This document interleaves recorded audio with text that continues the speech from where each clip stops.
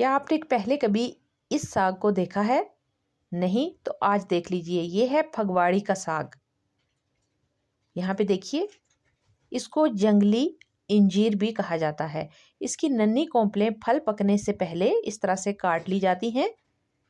फिर इनको पानी में बॉयल करके पीस कर तड़का लगा के साग पकाया जाता है।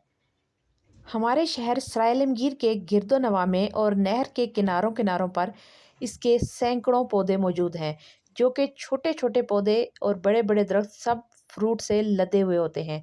अभी मार्च अप्रैल के महीने में इसके ऊपर काफ़ी तादाद में फ्रूट है और फ्रूट पकने से पहले इसकी नन्ही कोंपलों को फ्रूट के साथ ही काट लिया जाता है और फिर इसका मज़ेदार सा साग पकाया जाता है। उस साग को मकई या बाजरे की रोटी के साथ खाया जाता है। आप भी कमेंट करके ज़रूर बताएं, क्या आपने कभी ज़िंदगी में फगवाड़ी का साग खाया है?